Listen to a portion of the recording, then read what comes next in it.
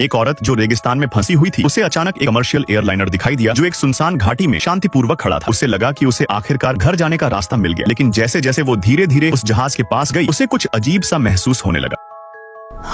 चाहे वो कितनी भी जोर से मदद के लिए चिल्लाई, कोई जवाब नहीं आया। वो बड़ा सा जहाज एक अजीब सन्नाटा फैलाए खड़ा था, जिससे एक अजीब बेचैनी वाली फीलिंग आ रही थी। उसका दिल डूबने लगा। कुछ तो गड़बड़ थी उस जहाज में। फिर भी डरी सहमी सैंड्रा ने हिम्मत जुटाई और आगे बढ़कर जांच करने का फैसला किया। वो जल्दी से एक सीढ़ी पर चढ़ी और सावधानी से उस रहस्यमयी केबिन में घुसी। लेकिन जैसे ही वो अंदर गई, जो उसने देखा उससे वो दंग रह गई। अंदर का हिस्सा पूरी तरह खाली था और जब उसने कॉकपिट का दरवाजा खोला तो पहले से ही टूटी हुई सैंड्रा पूरी तरह से टूट गई। टूटी फूटी कंट्रोल पैनल, बाहर निकले हुए वायर और बंद पड़ी कम्युनिकेशन मशीनें ये डरावनी सच्चाई दिखा रही थी। ये प्लेन बहुत लंबे वक्त से यहाँ यूं ही पड़ा है। उम्मीद की जगह अब सैंड्रा को पूरी मायूसी ने घेर ली, लेकिन उसने हार नहीं मानी। वो अब सर्विस केबिन की तरफ गई, इस उम्मीद में कि शायद कुछ काम की चीज मिल जाए। लेकिन जितनी बड़ी उम्मीद उतना ही बड़ा धोखा मिला। पूरी जगह खंगालने के बाद जो एकमात्र चीज उसे मिली वो थी एक खाली पानी की बाल्टी। जैसे ही वो पूरी तरह से खोई हुई महसूस कर रही थी, उसने खिड़की से बाहर देखा और अचानक उसके दिमाग में एक आइडिया आया। वो दौड़ती हुई कार्गो बे की तरफ गई और एक टायर को बाहर खींचने लगी। फिर उसने उसमें आग लगा। जैसे ही काले धुएं का गुब्बार आसमान में उड़ने लगा, उसने उम्मीद की कोई उसे देख लेगा और मदद करेगा। लेकिन रेस्क्यू का इंतजार करने की बजाय सैंड्रा सीधा नदी की तरफ चल दी। वो बिना थके प्लास्टिक एक छोटे कंटेनर से बाल्टी में पानी भरने लगी। इस दौरान उसकी निगाहें लगातार दूर दराज के इलाके पर टिकी थी और वहाँ दूर एक कीमती चीज उसका इंतजार कर रही थी। अजीब बात यह थी कि इतनी प्यास होने के बावजूद सैंड्रा ने खुद एक घूंट तक नहीं पिया। जब आखिरकार सैंड्रा उस रहस्यमयी जगह पर पहुंची तो उसे एक ऐसी सच्चाई का सामना करना पड़ा जो उसके लिए सहना बहुत मुश्किल था।